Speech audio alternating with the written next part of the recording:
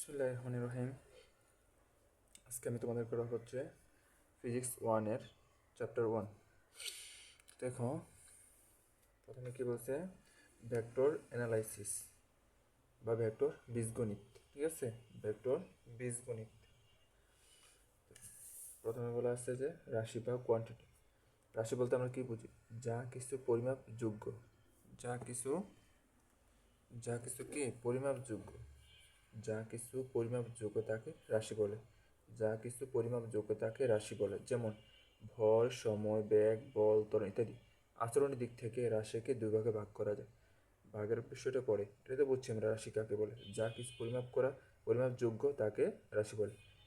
যেমন ভর আমরা পরিমাপ করতে পারি, সময় পরিমাপ করতে পারি, বেগ পরিমাপ করতে পারি, বল পরিমাপ করতে পারি, ত্বরণ পরিমাপ করতে পারি, আর অনেক কিছু পরিমাপ করতে পারি। ঠিক আছে, রাশিকে যে আচরণের দিক থেকে রাশিকে দুভাগে ভাগ করা যায়, যথা চলক ও ধ্রুবক। চলক ও ধ্রুবক। চলক ও ধ্রুবক। রাশিকে কয় ভাগে ভাগ করা যায়? আচরণের দিক থেকে দুই ভাগে ভাগ করা যায়, চলক ও ধ্রুবক।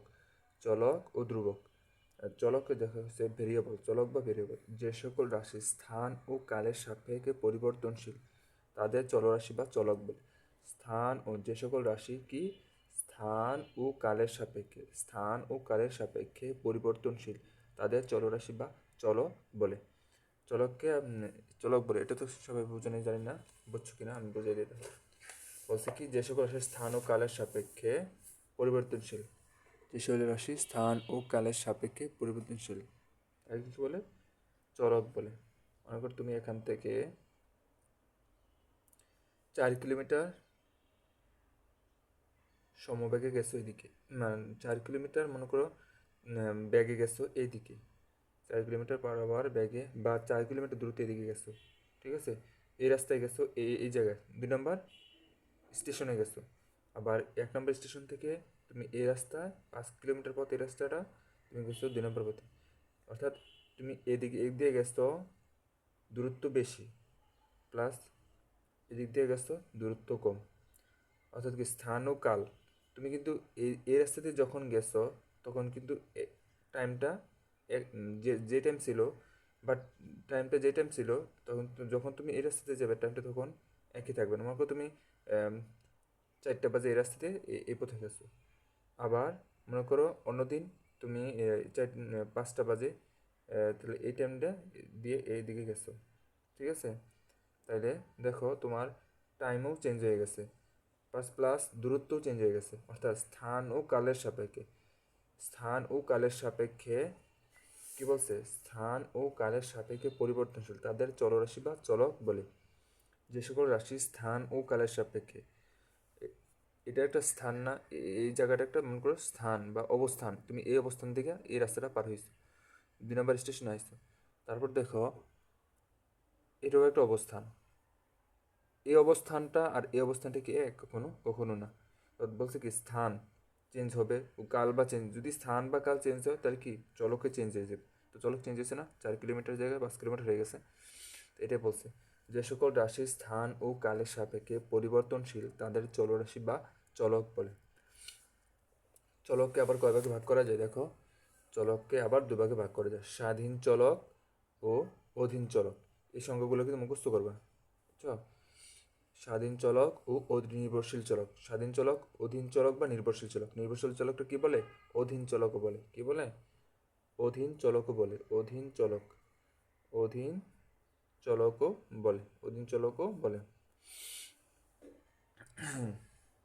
তো স্বাধীন চলক বলতে কি হচ্ছে? দেখো, মনে করো তুমি একটা ফাংশন লিখছো, এফ অফ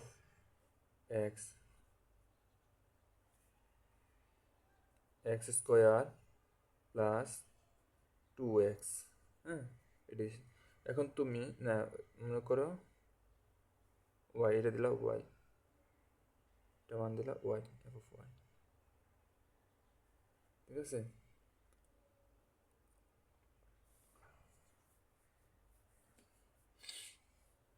এখন তুমি দেখো এক্সের কিছু মান দিবা, ওয়াইয়ের মান আসবে। অর্থাৎ এক্সের তুমি ইচ্ছে মতো মান দিবা, তোমার মনের মতো। তাহলে কি এখানে এক্স কি স্বাধীন না? এক্সের মানগুলো কি স্বাধীন না? তুমি এক্সের মান 1 2 3 বা ভগ্নাংশ বা দশমিক বা জটিল সংখ্যা যাই দাও না কেন, এক্সকে আমি স্বাধীনভাবে নিতেছি। এক্স স্বাধীনভাবে নেওয়ার ফলে, এখানে বসানোর ফলে যে মানটা আমরা পাই সেটা হচ্ছে কি ওয়াই। তাহলে ওয়াই কে, এগুলোর ওয়াই এক্সের উপর ডিপেন্ডেন্ট না, তাহলে কি ওয়াই কি অধীন না? এটাই বুঝছি স্বাধীন চলক আর অধীন চলকের মধ্যে পার্থক্য বুঝছো? তো অতএব এখানে কি স্বাধীন চলক আমরা মনের মতো, স্বাধীন চলকে আমরা মনের মতো মান ইউজ করতে পারি, কিন্তু অধীন চলকে ওই যে স্বাধীন চলকে যে মানগুলো বসায় এই মানগুলোর উপর সমীকরণের উপর ক্যালকুলেশন করে অধীন চলক এর মান বের হয়, বুঝছো? এর হচ্ছে স্বাধীন চলক ও অধীন চলকের মধ্যে পার্থক্য। তারপর দেখো ধ্রুবক। ধ্রুবক হচ্ছে যে রাশির স্থান ও কালের সাপেক্ষে অপরিবর্তিত থাকে তাকে কি বলে? ধ্রুবক বলে। স্থান ও কাল, চলক কিন্তু স্থান ও কালের সাপেক্ষে কি পরিবর্তিত হয়।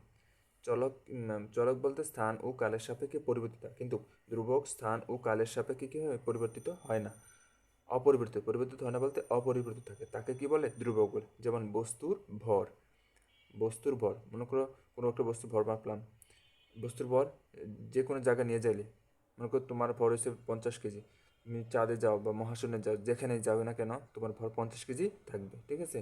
কিন্তু বাট ওজন চেঞ্জ হবে, তোমার ভর সবসময় একই থাকবে, ঠিক আছে? তুমি একটা বস্তু যেখানেই নাও না কেন, এই মহাবিশ্বের যে জায়গায় নিয়ে যাও না কেন, বস্তুর ভর একই থাকবে। আর সমত্বরণ, মনে করো তুমি সমত্বরণ বলতে কী বোঝায়? সমত্বরণ বলতে দেখো, আমরা জানি A equal to V minus U by T, ঠিক না? তো সমান্তরাল বলতে বোঝায় কোনো একটি বস্তু প্রতি সেকেন্ডে ব্যাগের পরিবর্তন সমান, অর্থাৎ 1 সেকেন্ডে ব্যাগের পরিবর্তন, মনে করো আদি ব্যাগ ছিল 10, আদি ব্যাগের পরিবর্তনটা, এই যে ব্যাগ আদি ব্যাগ আর শেষ ব্যাগ যাই হোক না কেন, এই দুটো ব্যাগের পরিবর্তন ধরো, মনে করো ভি মাইনাস ইউ, এটা কি ব্যাগের পরিবর্তন না? ভি মাইনাস ইউ, দেখো ভি মাইনাস ইউ এটা কি ব্যাগের পরিবর্তন ধরলাম, এটারে ব্যাগের পরিবর্তন সবসময় কি হচ্ছে? 10 হচ্ছে, ঠিক আছে? ব্যাগের পরিবর্তন সবসময় প্রতি সেকেন্ডে কত হচ্ছে? 10 হচ্ছে। প্রতি সেকেন্ডে কত হচ্ছে? 10 হচ্ছে। তো প্রতি টি কত, মনে করো ব্যাগের পরিবর্তন তো 10, আর তুমি যদি এখানে এইতে দাও ভি মাইনাস ইউ দিয়ে দাও, আর টি কত, মনে করো 1 সেকেন্ডে দাও, তাহলে প্রতি সেকেন্ডে ব্যাগের পরিবর্তন কত? 10ই থাকবে না, ত্বরণটা কত? 10 প্রত্যেকটা সেকেন্ডে, ঠিক আছে? তাহলে এটাকে কি বলে? সমত্বরণ বলে। এটাকে কি বলে? সমত্বরণ বলে। তুমি আর একটু আলাদা করে বুঝায়, অর্থাৎ তুমি মনে করো 5 মিনিট একটা বস্তুকে জোরে ঢাকা, মনে করো 5 মিনিট ধরে একটা 5 মিনিটে একটা বস্তুকে ছুঁড়ে ফেলে দিচ্ছ, 5 মিনিট, মনে করো কোনো অভিকর্ষ বল নেই, তাহলে একটা বস্তুকে 5 মিনিট যাবৎ ছুঁড়ে ফেলে দিচ্ছ, ঠিক কত? 5 মিনিট, ঠিক কত? 5 মিনিট। তারপর হচ্ছে আদি বেগ শেষ বেগের পরিবর্তন কত? আদি বেগ শেষ বেগের পরিবর্তন আমরা ধরে নিলাম, এই যে 5 মিনিট না, 5 মিনিটের প্রতিটা সেকেন্ডে এই ব্যাগের পরিবর্তন যদি সমান হয়, ব্যাগের পরিবর্তন যদি মনে করো অলওয়েজ 5 থাকলো বা 10 থাকলো, অলওয়েজ 5 বা 10 থাকলো, অর্থাৎ তুমি প্রত্যেকটা সেকেন্ডে, এই যে 5 মিনিটের প্রতিটা সেকেন্ডে যে একটা বলকে ছুঁড়ে মারছো, মনে করো কোনো অভিকর্ষ বা কোনো ঘর্ষণ কিচ্ছু নাই, তখন এই যে 5 সেকেন্ডে, 5 সেকেন্ড যাবত একটা বলকে তুমি আকাশে ছুঁড়ে মারছো, ছুঁড়ে মারার ফলে এটার প্রতিটা সেকেন্ডে বেগের পরিবর্তন কি থাকবে? অলওয়েজ সেম থাকবে। যদি অলওয়েজ সেম থাকে তাহলে কি এটা কি সমত্বরণ, ঠিক না? যদি অলওয়েজ সেম থাকে তাহলে আমরা কি প্রত্যেকটা সেকেন্ডের ক্ষেত্রে তাহলে কি পাবো? মনে করো ব্যাগের পরিবর্তন এ কত? এ হচ্ছে ভি মাইনাস ইউ বাই টি। তো টি মনে করো প্রথম সেকেন্ডে, হ্যাঁ প্রথম 1 সেকেন্ডে, তারপরে A1, তাহলে A2 হচ্ছে ভি মাইনাস ইউ বাই টি, তারপরে হচ্ছে দ্বিতীয় 1 সেকেন্ডে, তাহলে A3, তাহলে হবে ভি মাইনাস ইউ বাই, তারপরে তৃতীয় 1 সেকেন্ডে, তাহলে প্রত্যেকটার ক্ষেত্রে ব্যাগের পরিবর্তন যদি সমান হয় নিচে 1 হবে, ব্যাগের পরিবর্তন যদি সমান নিচে 1, নিচে তো 1 সেকেন্ডই সমান হয়, এরকমভাবে মনে করো 5 মিনিট প্রত্যেকটা সেকেন্ডে মনে করো ব্যাগের পরিবর্তন সমান হলো, তাহলে কি তোমার ত্বরণটা কি সেম থাকে না? ত্বরণটা সেম থাকে, তাহলে এটাই হচ্ছে কি সমত্বরণ। তাহলে এটাও কি একটা ধ্রুবক, ধ্রুবক না, সব কনস্ট্যান্টের মান আইতেছে, মানে বারবার একই মান আসতেছে, তাহলে এটা কি ধ্রুবক, সমত্বরণ কি একটা ধ্রুবক, ঠিক আছে? তারপর দেখো সমবেগ। সমবেগ সমবেগে তো তোমাদের এদিকে বুঝাই, সমবেগ হচ্ছে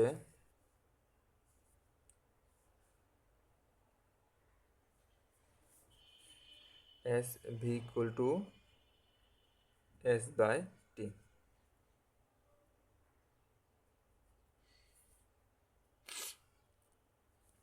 মনে করো তুমি একটা বস্তুকে ছুড়ে মারছো উপরে, আকাশের দিকে ছুড়ে মারছো, হ্যাঁ, ঘর্ষণ টর্ষণ কিচ্ছু নেই, তখন দেখো যখন ছুড়ে মারছো, মনে করো এদিকে একটা ছুড়ে মারছো, বা একটা গাড়ি দিয়ে ধরো, মনে করো একটা গাড়ি এদিকে যাচ্ছে, কি যাচ্ছে, সমবেগে যাচ্ছে। মনে করি এখান থেকে একটু কত 10 মিটার, ঠিক আছে। কত সময় যাচ্ছে, মনে করো 10 সেকেন্ডে যাচ্ছে, এই এন থেকে এতটুকু পথ কত সেকেন্ডে যাচ্ছে, 10 সেকেন্ডে যাচ্ছে। 10 সেকেন্ডে যাচ্ছে, তাহলে টি কত, টি ইকুয়াল টু 10 সেকেন্ড, আর এস কত, 10 মিটার, ঠিক আছে। তো যদি এখন ধরো, এখানে সমবেগ বলতে বোঝাচ্ছে এটাই, মনে করো ভি ইকুয়াল টু, এই যে টি ধরলাম, আর টি এর প্রত্যেকটা সেকেন্ড যদি সমান দূরত্ব অতিক্রম করে, মনে করো 1 সেকেন্ড অতিক্রম করছে, প্রথম 1 সেকেন্ড, এই টি এর প্রথম 1 সেকেন্ড অতিক্রম করছে কত, 1 মিটার। তারপরে V1 V2, টি এর দ্বিতীয় 1 সেকেন্ডে এক এক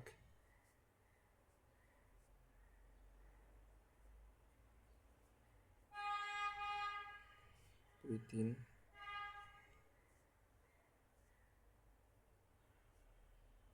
1 2 3 4 5 6 7 8 9 10, মনে করেন 10 সেকেন্ডে 1 second, 2 second, 3 second, 4 second, 5 6 7 8 9 10, 10 second, 10 second. তাহলে প্রথম 1 সেকেন্ড এসে এটা, প্রথম 1 সেকেন্ড কোনটা, এটা, প্রথম 1 সেকেন্ড কয় মিটার গেছে, 1 মিটার গেছে, প্রথম 1 সেকেন্ড 1 মিটার গেছে, এটা গেছে।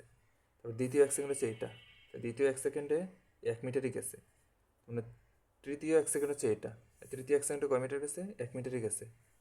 তারপর দেখো চতুর্থ 1 সেকেন্ড হচ্ছে এটা, তো চতুর্থ 1 সেকেন্ডে কত গেছে, 1 মিটারই গেছে। তাহলে প্রত্যেক ক্ষেত্রে কত ব্যাগ কত আসছে, 1 আসছে, প্রত্যেক ক্ষেত্রে প্রত্যেক সেকেন্ডে, প্রতি সেকেন্ডে ব্যাগ কত, 1। তো এটা হচ্ছে কি সমবেগ, ঠিক না, প্রতি সেকেন্ডে কি দূরত্ব, সমান দূরত্ব অতিক্রম করতেছে, সমান দূরত্ব না, 1 মিটার 1 মিটার 1 মিটার 1 মিটার, প্রতি সেকেন্ডে কি সমান দূরত্ব অতিক্রম করতেছে, এই জন্য এটা কি সমবেগ, ঠিক আছে। তো সমবেগ একটা কি ধ্রুবক, প্রতি সেকেন্ড মান সেম আসতেছে, তাই সমবেগ একটা কি ধ্রুবক, ঠিক আছে।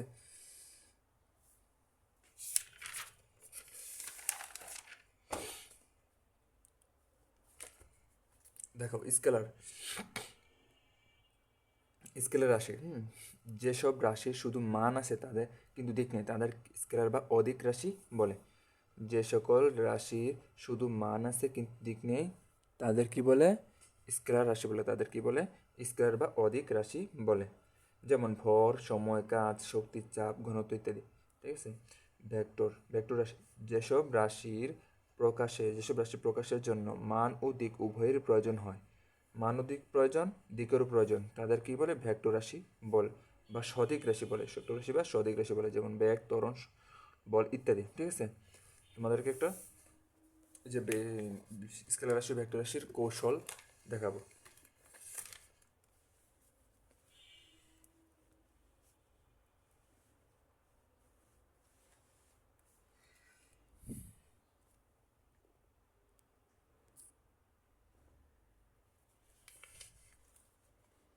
এখানে দেখো স্কেলার রাশির মনে রাখার কিছু টেকনিক, একটা ছন্দের মতো, বিকাশের দৈব ক্ষমতা দুর্দিনে ভাসালো। তো বিকার ক্ষেত্রে রিকা না, এটা বিকা, কিন্তু এটা কাটা যাবে না। বিকাশের দৈব ক্ষমতা দুর্দিনে ভাসালো। বিকার এক কয়কার কা মানে কাজ, যে তবে শেয়ারের স মানে শক্তি, দৈব মানে দৈর্ঘ্য, ক্ষম মানে ক্ষমতা, তা মানে তাপমাত্রা, মানে দূরত্ব, দিনে দুর্দিনে, যে দিনটা মানে দ্রুতি, ভা মানে ভর, সাল মানে সময়। তাহলে এগুলো কি সবগুলা কি, এগুলো সবগুলো স্কেলার রাশি। এটা মুখস্থ রাখলে তোমার ভেক্টর রাশি অটোমেটিক তুমি পারবা, মানে এটা মুখস্থ রাখলে অন্য যে রাশি তোমার দেখ না কেন তুমি ওটা দেখে বলতে পারবে ওটা ভেক্টর রাশি, আর বাকিগুলো কি স্কেলার রাশি। তুমি চাইলে ভেক্টর রাশির এটা মনে রাখতে পারো। ভেক্টর রাশি মনে রাখার কৌশল: ভবেশব মন্দ তরুণ তীব্র তরি ঘড়ি প্রবণ উ। তো ভ মানে ভরবেগ, বে মানে বেগ, স মানে স্মরণ, ব মানে বল, মন্দ মানে মন্দন, তরুণ মানে ত্বরণ, তীব্র যে তড়িঘড়ি যে ব্যবহার করছে এটা কোনো কাজ নাই, কিন্তু এবার এই তীব্র মানে তড়িৎ তীব্রতা, আর প্রবণ মানে তড়িৎ প্রাবল্য, ঠিক আছে। প্রবণ মানে এই যে তড়িঘড়ি বা তড়িঘড়ির জায়গায় তীব্রতা, আর তড়িঘড়ি তড়িৎ প্রাবল্য, এটাই বুঝাইছে, ঠিক আছে। আর ও মানে ওজন, ওজন একটা ভেক্টর রাশি, ঠিক আছে। তো এই দুইটা তোমরা মুখস্থ করবা। মুখস্থ করলে তোমরা পৃথিবীর যেখান থেকে বলুক না কেন এর বাইরেও খুবই কম ভেক্টর রাশি আছে আমাদের, যেগুলো আমরা আসার সম্ভাবনা খুবই কম, এগুলো আসতে পারে। মনে করো কোনো জবে বা অন্য কোথাও এক্সাম দিলে তোমার এগুলো আসতে পারে, তোমরা এই ছন্দটা মনে রাখলে সহজে অ্যান্সার করতে পারবে। তারপর দেখো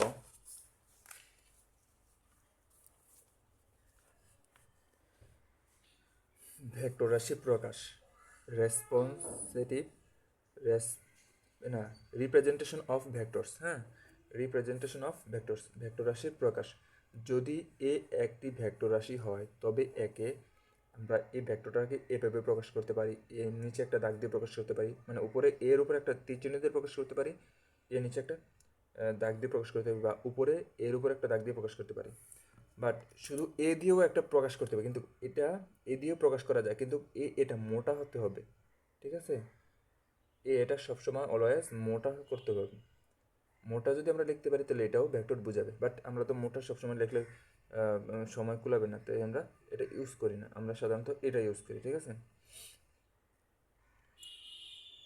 আবার দেখো এই যে মনে করো এটা একটা কি ভেক্টর, আমি এটার আদিবিন্দু এটা ধরলাম আর প্রান্তবিন্দু বি ধরলাম, তাহলে এটাকে মনে করো আমি এ বি দিয়ে যখন এ বি দিয়ে প্রকাশ করবো তখন এ বি দিয়ে এভাবে লিখেও প্রকাশ করতে পারি, ভেক্টর রাশি প্রকাশ করতে পারি, ঠিক আছে।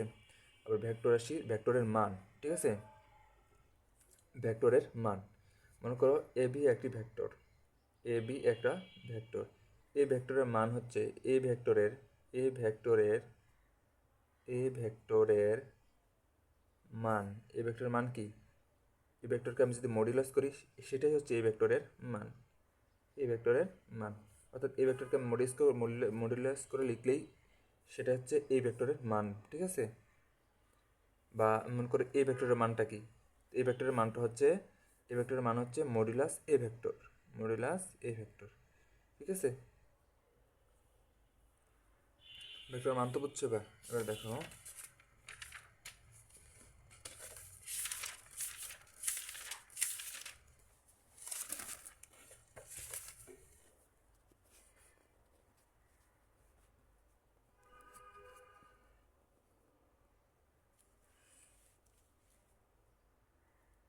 দেখো বিভিন্ন প্রকার ভেক্টর, বিভিন্ন প্রকার ভেক্টর। এক নম্বরে কী লিখছি আমি, অবস্থান ভেক্টর। প্রসঙ্গ কাঠামোর মূলবিন্দুর সাপেক্ষে কোনো বিন্দুর অবস্থান যে ভেক্টরের সাহায্যে প্রকাশ করা হয় তাকে অবস্থান ভেক্টর বলে। অবস্থান ভেক্টর কাকে বলে? প্রসঙ্গ কাঠামোর মূলবিন্দুর সাপেক্ষে। প্রসঙ্গ কাঠামো বলতে তুমি একটা নির্দিষ্ট বিন্দু ধরছো, ঠিক আছে।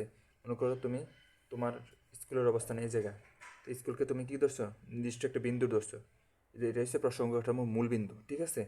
তো স্কুল থেকে তোমার বাড়ি মাপতেছো, বাড়ি কোন দিকে আছে এবং কত দূরে আছে, একদম সোজা রেখায়, হ্যাঁ। তাহলে কত দূরে আছে, যে কত দূরে আছে এটা হচ্ছে মান, আর কোন দিকে আছে এটা হচ্ছে দিক। তাহলে এই দুইটা সমন্বয় কী তৈরি হয়, একটা ভেক্টর তৈরি হয়, মান ও দিকের সমন্বয় একটা কী তৈরি হয়, ভেক্টর তৈরি হয়। তাহলে আমরা তোমার স্কুলকে চিহ্নিত করলাম ও দিয়া এবং তোমার বাড়িকে চিহ্নিত করলাম পি দিয়া, তাহলে ওপি কি একটা ভেক্টর, অর্থাৎ আমি নির্দিষ্ট বিন্দু ধরে ফেলছি তোমার স্কুলকে। তাহলে প্রসঙ্গ কাঠামোর মূলবিন্দুর সাপেক্ষে কোনো বিন্দুর প্রসঙ্গ কাঠামোর মূলবিন্দুকে ও ধরে ফেলছে, এটা ধরে ফেলছি, হ্যাঁ। কোনো বিন্দুর অবস্থান, এই যে কোনো বিন্দুর অবস্থান মানে তোমার বাড়ির অবস্থান যে ভেক্টরের সাহায্যে প্রকাশ করি, মানে উপি ভেক্টরের সাহায্যে প্রকাশ করছি, তাকে কি বলে, এই উপি ভেক্টরের সাহায্যে যে প্রকাশ করছি তাকে কি বলে, তাকে কি বলে, অবস্থান ভেক্টর। অর্থাৎ এখানে অবস্থান ভেক্টর কোনটা, এখানে উপি ভেক্টর কি অবস্থান ভেক্টর, উপি ভেক্টরই অবস্থান ভেক্টর, উপি ভেক্টরই অবস্থান ভেক্টর, উপি ভেক্টরই অবস্থান ভেক্টর। স্বাধীন ভেক্টর, কোনো ভেক্টর রাশির প্রাদবিন্দু কোথায় হবে তা যদি ইচ্ছে মতো পছন্দ করা যায় তবে সেই ভেক্টরকে স্বাধীন ভেক্টর বলে। মানে স্বাধীন ভেক্টর বলছো তুমি একটা ভেক্টর এ ভেক্টর রাখছো, মানে প্রান্তবিন্দু এই জায়গায় দিচ্ছ, আবার তুমি মনে করো এই ভেক্টরটাই আবার মনে করো তোমার ইচ্ছে মতো এবার এই জায়গায় রাখছো, তাহলে প্রান্তবিন্দু কি সেম হইলো? এখানে একটা প্রান্তবিন্দু এই জায়গায়, বাট প্রান্তবিন্দু যদি তুমি এই জায়গা থেকে আঁকতা প্রান্তবিন্দু সেম হইতো, বা এই জায়গা থেকে এভাবে আঁকতা প্রান্তবিন্দু সেম হইতো, বা এই জায়গা থেকে এভাবে আঁকতা প্রান্তবিন্দু সেম হইতো, কিন্তু প্রান্তবিন্দু আমি পুরো চেঞ্জ করে ফেলেছি। আর এখানে দেখো এই একই ভেক্টরটাই প্রান্তবিন্দু আমি এই জায়গায় আনছি, তো আমি নিজের ইচ্ছে মতো দিতেছি না, তো এটা হচ্ছে স্বাধীন ভেক্টর। ঠিক আছে, আমি প্রান্তবিন্দু বা আদিবিন্দু কি পাদবিন্দু আমি নিজের ইচ্ছে মতো দিতে পারতেছি, সেটা হচ্ছে কি স্বাধীন ভেক্টর। সেই ভেক্টরটা মূলত কি স্বাধীন ভেক্টর, কারণ সেই ভেক্টরটার আমি পাদবিন্দু বা আদিবিন্দু ইচ্ছে মতো দিতে পারতেছি, মানে ইচ্ছে মতো জায়গায় আমি ওই ভেক্টরটা আঁকতে পারতেছি, তাই ওই ভেক্টরটি কি স্বাধীন ভেক্টর। ঠিক আছে, তারপর দেখো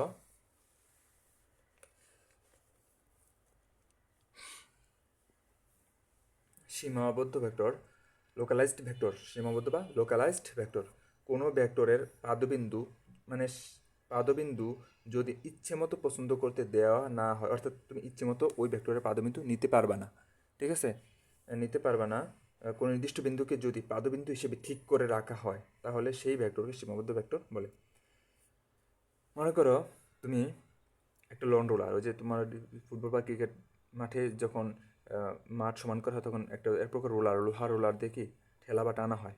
ঠিক আছে, তখন তুমি কি ওই ভেক্টরটা মনে করো তুমি লন রোলারকে, এটা একটা হাতল, এই লন রোলার এটা, এটা একটা হাতল, এটাও একটা হাতল, তুমি মনে করো এই হাতলটা ধরে তুমি টানতেছো, হ্যাঁ টানতেছো, তো এখন দেখো টানার ফলে তুমি যে বলে টানতেছো এই বলটাকে যদি আমি উপাংশে ভাগ করি, দুইটা উপাংশে, একটা হচ্ছে আনুভূমিক উপাংশ, একটা লম্ব উপাংশ, একটা আনুভূমিক উপাংশ, একটা লম্ব উপাংশ, তাহলে এখানে কি দেখো যে এই যে এফ ভেক্টর, একটা বলের যে বল কিন্তু একটা ভেক্টর, তাহলে আমি যে এফ ভেক্টর ধরলাম এটা আদি বিন্দু কি এই জায়গায় না, তো এটা আদি বিন্দুকে আমি চাইলে কি এনে ধরতে পারবো? চাইলে কি এই জায়গায় ধরতে পারবো? এই জায়গায় ধরতে পারবো? চাইলে কি ধরা যাবে না, ঠিক এই জায়গায় আমাদের ধরতে হবে। তাহলে কি আমি নির্দিষ্ট হয়ে গেছে না যে এই ভেক্টরটার আদিবিন্দু কি, বা আদিবিন্দু বা পাদবিন্দু নির্দিষ্ট করে ফেলছেন এই জায়গায়, তো এটা কি সীমাবদ্ধ ভেক্টর নির্দিষ্ট হয়ে গেছে। ঠিক আছে, তো সীমাবদ্ধ ভেক্টর তো বুঝছো, আমি চাইলে কি এখানে এই ভেক্টরটার এফ ভেক্টরটা এখানে আঁকতে পারবো? আঁকলে এখানে কোনো কাজ হবে? বাট এখানে ধরতে পারবো, কারণ এখানে রুলারই তো নাই, এখানে আমি প্রান্তেই ধরতে হবে এটার। ঠিক আছে, প্রান্তেই একমাত্র এই জায়গায় ধরতে হবে এটার আদিবিন্দু, তারপর আমি ভেক্টরটা আঁকবো। ঠিক আছে, ভেক্টরটা আঁকলে আমি উপাংশ ভাগ করব, ভাগ করে যা কিছু করার করবো, বাট এখানে আমার এই ভেক্টরটার আদিবিন্দু এই জায়গায় ধরতে হবে। ঠিক আছে, তাই দেখি সীমাবদ্ধ ভেক্টর। সীমাবদ্ধ ভেক্টর কি এক প্রকার অবস্থান ভেক্টর। ঠিক আছে, সীমাবদ্ধ ভেক্টর এক প্রকার অবস্থান ভেক্টরই। তারপর দেখো সদৃশ ভেক্টর, সদৃশ ভেক্টর বা সমান্তরাল vector, like or parallel vector. Like or parallel vector, দুটি ভেক্টরের দিক একই হলে তাদের সদৃশ বা সমান্তরাল ভেক্টর বলে। মনে করি দুটো ভেক্টর বা দিক এদিকে হয়েছে সদৃশ ভেক্টর, এই দুটো ভেক্টর দিক একই, এটাও সদৃশ ভেক্টর, এই ভেক্টরগুলো সদৃশ ভেক্টর, এই দুটো ভেক্টর এদিকে, এই ভেক্টরগুলো কি সদৃশ ভেক্টর।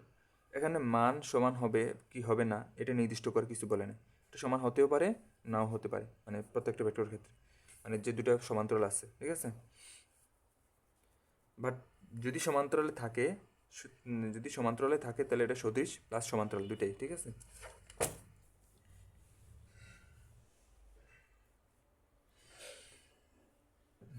গাণিতিকভাবে যদি তুমি দেখো যে সদৃশ ভেক্টর ক্ষেত্রে গাণিতিকভাবে দুটি ভেক্টরের মধ্যবর্তী কোণ শূন্য হলে, অর্থাৎ তুমি কোনো দুটা ভেক্টরের মধ্যবর্তী কোণ যদি 0 ডিগ্রি হয় তাহলে ওই ভেক্টর দ্বয় কি সদৃশ ভেক্টর বা সমান্তরাল ভেক্টর।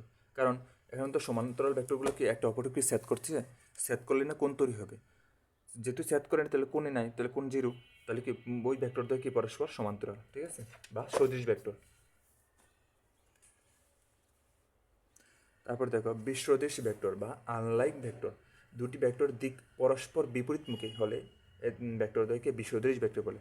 সদৃশ ভেক্টর উল্টো ঠিক, মনে করো এটা এ একটা ভেক্টর, বি একটা ভেক্টর, সমান্তরাল বাট দিক বিপরীত, তাই কি সদৃশ ভেক্টর। সমান্তরাল বাট দিক বিপরীত, তাই কি সদৃশ ভেক্টর, না বিসদৃশ ভেক্টর। সমান্তরাল বাট দিক কি এটার দিকে দিকে এটার দিকে দিকে, তাহলে কি দিক বিপরীত, তাহলে এটা কি বিসদৃশ ভেক্টর। ঠিক আছে, তারপর হচ্ছে সমান ভেক্টর, ইকুয়াল ভেক্টর, দুটি ভেক্টরের মান সমান ও দিক একই হলে এই ভেক্টর দুটোকে সমান ভেক্টর বলে। মনে করো এ একটা ভেক্টর, এটার মান মনে করো এ, এই যে মডুলাস এ ভেক্টর, হ্যাঁ, এটার মান এটা এ ভেক্টর, হ্যাঁ, এবং এ বি ভেক্টর, এটার মান কি ভি ভেক্টর। এটার মানটাই আমি এভাবে প্রকাশ করতে পারি এবং এটার মানকে আমরা এভাবে প্রকাশ করতে পারি, ঠিক আছে। দুটার মান যদি সমান হয়, দুটার মান সমান দিলাম, এ ভেক্টর মান এটা, বি ভেক্টর মান এটা, তাহলে মান কীভাবে প্রকাশ করে তোমাদের একটু আগে দেখাইছি আমি। মনে করো কোনো একটা ভেক্টর এ ভেক্টর, এই ভেক্টর মান কি এভাবে আমরা প্রকাশ করি না, কোনভাবে প্রকাশ করি, মডুলাস এ ভেক্টর দিয়ে প্রকাশ করি, মডুলাস এ ভেক্টর দিয়ে প্রকাশ করি, ঠিক আছে। বা শুধু এ দিয়ে প্রকাশ করা যায়, শুধু সিঙ্গেল এ দিয়েও প্রকাশ করা যায় এটার মানটা, ঠিক আছে। সেক্ষেত্রে এটা মোটা হবে না, মোটা হলে এটা ভেক্টর হয়ে যাবে, চিকন হলে এটা কি মানও নির্দেশ করে। তো দেখো আমরা যদি কোনো দুটি ভেক্টরের মান সমান অধিক একই, দিকও একই, মান সমান বা দিকও একই হলে ভেক্টর দিয়ে কি পরস্পর সমান ভেক্টর, ঠিক আছে। এবার তো বুঝছো। তারপর দেখো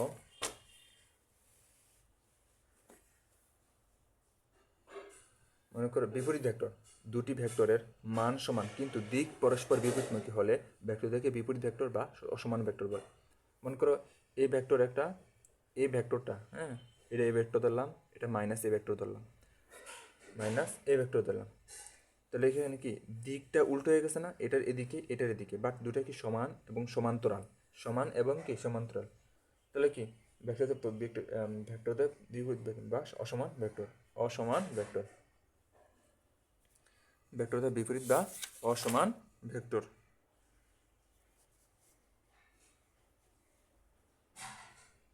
যদি আমি এই ভেক্টরটা ও ধরলাম, পি ধরলাম, এটা ও ধরলাম, এটাও পি ধরলাম, তাহলে এটার ক্ষেত্রে ওপি ভেক্টর সমান কত হলো, ওপি সমান কত এ ভেক্টর, ওপি সমান কত এ ভেক্টর ধরলো, এ ভেক্টর, ঠিক আছে। মানও সমান দিকও সমান। আবার এটা এই ওপির ক্ষেত্রে দেখো মান সমান, মান সমান দিক উল্টো, দেখো এটা সমান সমান মাইনাস এ ভেক্টর, মাইনাস এ ভেক্টর, এটা দিক, এটার ক্ষেত্রে দিক এদিকে আর এটার ক্ষেত্রে দিক উল্টো দিকে, তাই এটাকে মাইনাস হয়ে গেছে, মান সমান, মান সমান বাট দিক বিপরীত হওয়ার কারণে মাইনাস হয়ে গেছে, ঠিক আছে। এই জন্য এই দুটা বিপরীত ভেক্টর, একে অপরের বিপরীত ভেক্টর, ঠিক আছে। শূন্য ভেক্টর, যে ভেক্টরের অবস্থান আছে কিন্তু মান শূন্য তাকে শূন্য ভেক্টর বা নাল ভেক্টর বলে। নাল ভেক্টর এর প্রাদবিন্দু শিশুবিন্দু একই, অর্থাৎ তুমি একটা ফোঁটা দাও, ফোঁটা দিলাম, এই ফোঁটা দিতে মনে করো একটা কল্পনা দিতে একটা তীর চিহ্ন মনে করো, তাহলে এটা কি আদি বিন্দু প্রান্ত বিন্দু যাই বলো না কেন সব কি এক বিন্দুতে না, একটা বিন্দুতেই আছে। মনে করো কল্পনা দিয়ে তুমি অনুবীক্ষণ চিহ্ন দেখতেছো, অনুবীক্ষণ বাদ দাও, কল্পনায় দেখতেছে যে এই জায়গায় একটা তীর চিহ্ন আছে, তীর চিহ্ন, তাহলে এই বিন্দুটা তীর চিহ্ন আদি বিন্দু প্রান্ত বিন্দু সব কি এক জায়গায় না, এক জায়গায়, অর্থাৎ নাল ভেক্টরের পাদবিন্দু ও শিশুবিন্দু সবই কি এক জায়গায় একটা ফোঁটাতে অবস্থিত। মনে করো দুটো সমান ভেক্টর, এই যে দুটো সমান ভেক্টর, হ্যাঁ, আমি সমান ভেক্টর, এটা হচ্ছে দুটো সমান ভেক্টর, যে ভেক্টর অবস্থান আছে কিন্তু মান শূন্য তাকে শূন্য ভেক্টর বা নাল ভেক্টর বলে। দুটো সমান ভেক্টরের বিয়োগফল কি একটা নাল ভেক্টর প্রকাশ করে। আমাকে দুটো সমান ভেক্টর এ ভেক্টর এবং এটা কি same same vector A vector, এবং তার বিয়োগফল কি শূন্য হয়ে যায়, তার বিয়োগ কি শূন্য হয়ে যায়, শূন্য হয়ে যায়।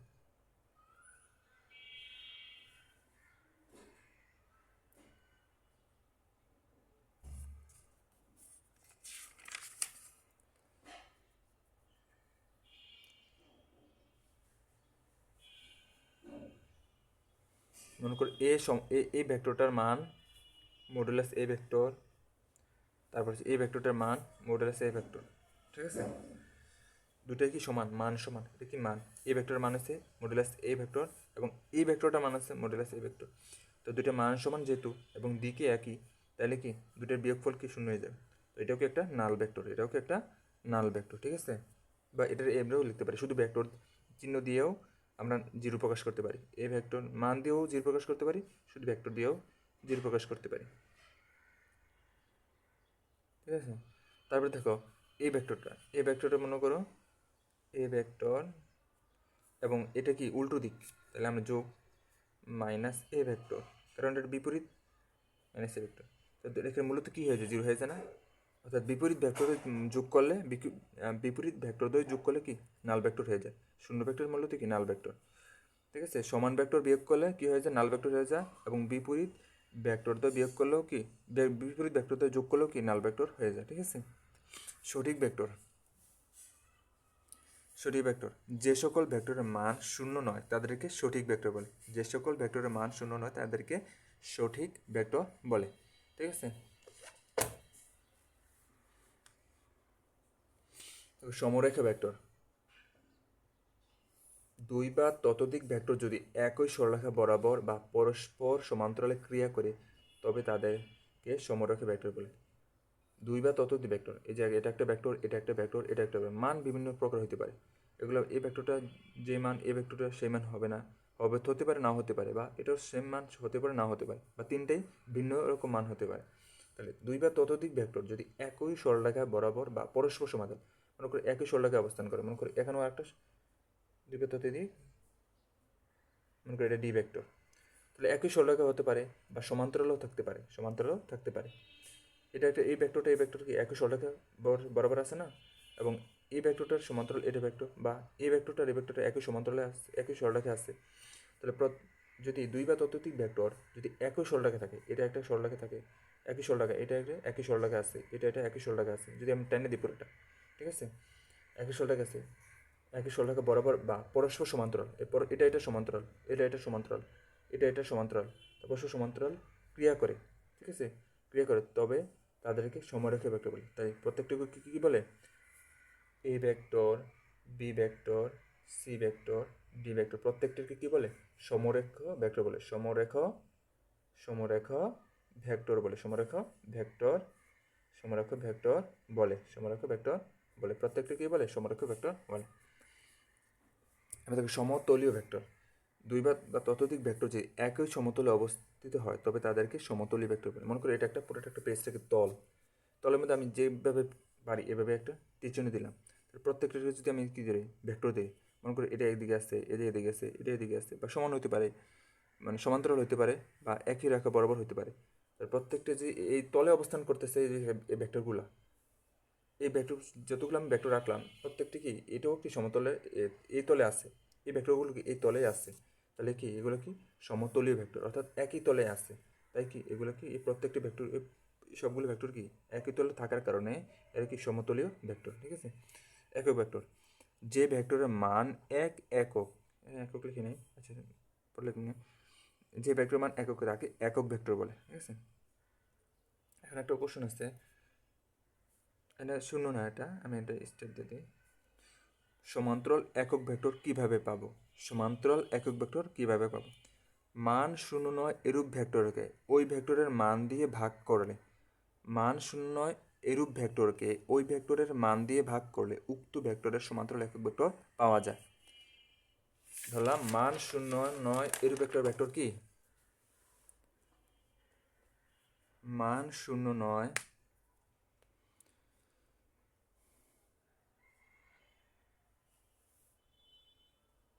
মান শূন্য নয়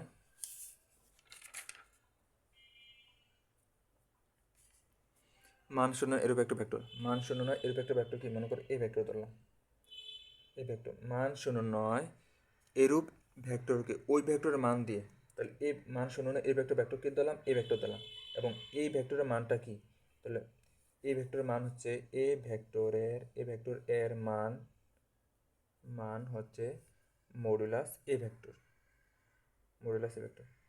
বলছে কি মান শূন্য নয় এই ভেক্টরের মানটা কখনো শূন্য হবে না, এবং এই ভেক্টরের মানটা কখনো শূন্য হবে না, মান শূন্য নয় এর ভেক্টরকে, মান শূন্য নয় এই ভেক্টরের মান কি কখনো শূন্য না, অর্থাৎ এটা কখনো শূন্য হবে না, এই ভেক্টরের মান হচ্ছে এটা, এবং এটা কখনো শূন্য হবে না।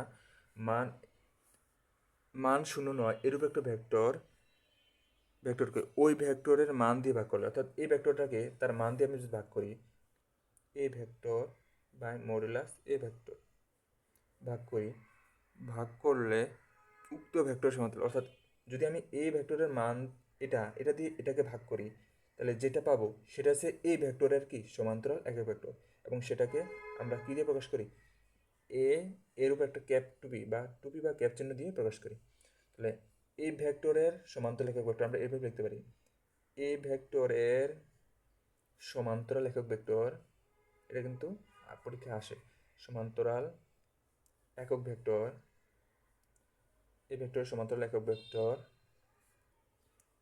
এই যে টুপি একটা দিবা এতে, তারপরে কি এই ভেক্টর বা ওই ভেক্টরের মান, ওই ভেক্টর বা ওই ভেক্টরের মান, ঠিক আছে। এটা হচ্ছে এই ভেক্টরের সমান্তরাল একক ভেক্টর হচ্ছে এরপর ক্যাপ চিহ্ন বা টুপি চিহ্ন, তারপরে হচ্ছে ওই ভেক্টর বা ওই ভেক্টরের মান। এটা অনেক সময় পরীক্ষায় আসে। তারপরে দেখো সরণ ভেক্টর, কোনো বস্তুর অবস্থান ভেক্টরের, অবস্থান ভেক্টর আমি তো পড়ছি একটু আগে, কোনো বস্তুর অবস্থান ভেক্টরের পরিবর্তনকে সরণ ভেক্টর বলে। কোনো বস্তুর শেষ অবস্থান, মনে করো অবস্থান ভেক্টরের মূলবিন্দু এটা, তুমি মনে করো প্রথম অবস্থায় এখান থেকে এইটুক গেছো, এই পর্যন্ত গেছো, মনে করো এটা হচ্ছে পি, এটা হচ্ছে কিউ, তুমি মনে করো পি বিন্দুতে গেছো,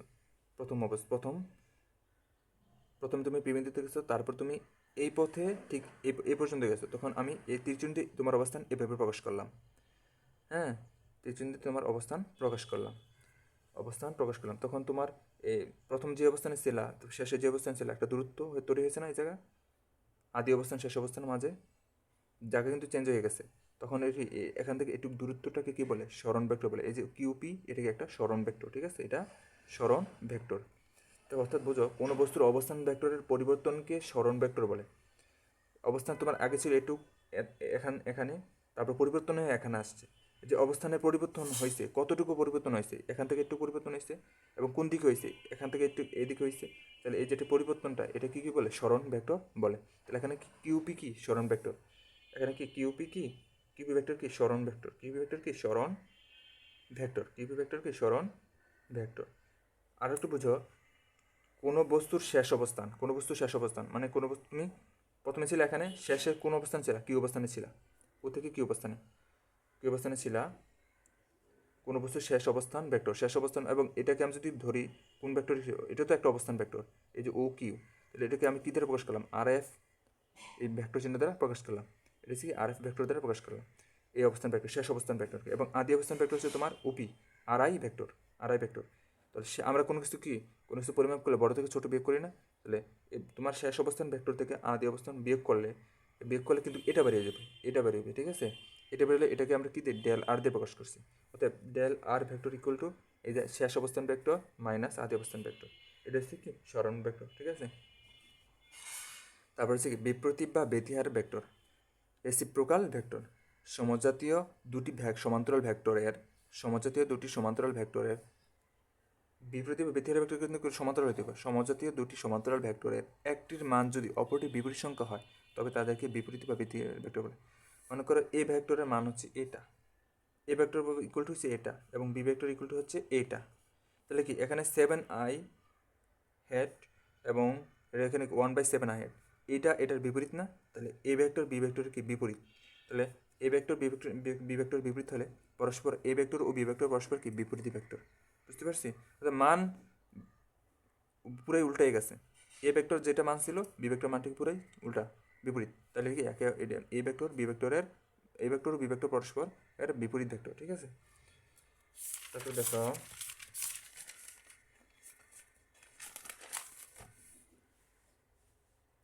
লব্ধি ভেক্টর বা নিট ভেক্টর, দুই বা ততোধিক ভেক্টর সম্মিলিত ক্রিয়ায় তৃতীয় যে ভেক্টর সৃষ্টি হয় তাকে লব্ধি ভেক্টর বলে। মনে করো তুমি এটা একটা এ ভেক্টর, এটা বি ভেক্টর, এটাকে এবারে মানলাম সি ভেক্টর, এইটা আনলাম A vector plus B vector, A B C, তাহলে এটা এ, এটা বি, এটা সি, তাহলে A B vector plus BC vector plus BC vector সমান সমান আমরা কি লিখতে পারি, ত্রিভুজ বিধির সূত্র অনুযায়ী, ভেক্টরের ত্রিভুজ বিধি অনুযায়ী কি লিখতে পারি, এসি ভেক্টর লিখতে পারি না, এসি ভেক্টর, এটা হচ্ছে ভেক্টরের লব্ধি, ঠিক আছে, এটাই হচ্ছে মূলত কি ভেক্টরের লব্ধি, বুঝতে পারছো, AB vector plus AC vector. মানে যদি আমি এটাকে এভাবে দেই,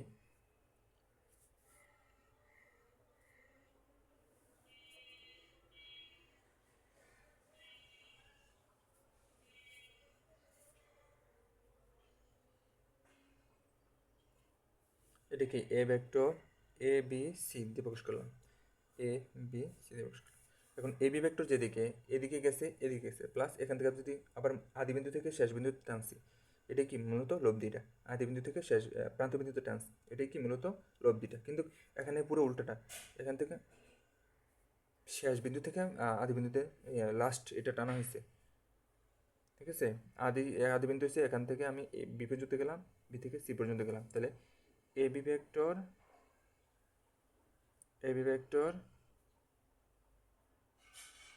প্লাস,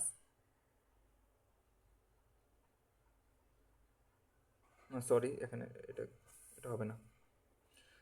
অর্থাৎ তুমি লব্ধি ভেক্টর বলতে এটাই বুঝো, তুমি A vector plus B vector, A vector A B vector plus B C vector সমান সমান এ সি ভেক্টর। আমরা যেটা যোগ ক্যালকুলেশন করলাম এটাই মূলত লব্ধি ভেক্টর। আমরা যদি এভাবে করতে পারি, মনে করি A vector B vector C vector, এটা হচ্ছে এ, এটা হচ্ছে বি, এটা হচ্ছে সি, এটা হচ্ছে ডি। তাহলে এখান থেকে একটু এ বি ভেক্টর, এখান থেকে একটু বি সি ভেক্টর, এখান থেকে একটু সি ডি ভেক্টর। তাহলে এই ভেক্টর লব্ধি ভেক্টর কোনটা? এই যে আমি আদি বিন্দু থেকে প্রান্ত বিন্দু লাস্টে যেটা টানবো সেটা হচ্ছে কি লব্ধি ভেক্টর, সেটাই কি লব্ধি ভেক্টর, সেটাই কি লব্ধি ভেক্টর। তাহলে A vector A B vector plus, এই যে A B vector plus BC vector plus CD vector, CD vector plus, না সিডি ভেক্টর, তারপর তো আর কিছু নাই। তারপর আমরা আদি বিন্দু থেকে প্রান্ত বিন্দুতে যে ভেক্টরটা আনবো সেটাই কি মূলত এডি ভেক্টর। এডি ভেক্টর এটাই কি মূলত লব্ধি ভেক্টর। কারণ এই এডি ভেক্টরের লব্ধিগুলো কি, এডি ভেক্টরের ছোটো ছোটো অংশগুলো হচ্ছে এইগুলো, AB vector BC vector CD vector, সবগুলো যোগ করে আমরা এডি ভেক্টর পাইছি। এটা কি লব্ধি ভেক্টর না? এটা হলো লব্ধি ভেক্টর, ঠিক আছে।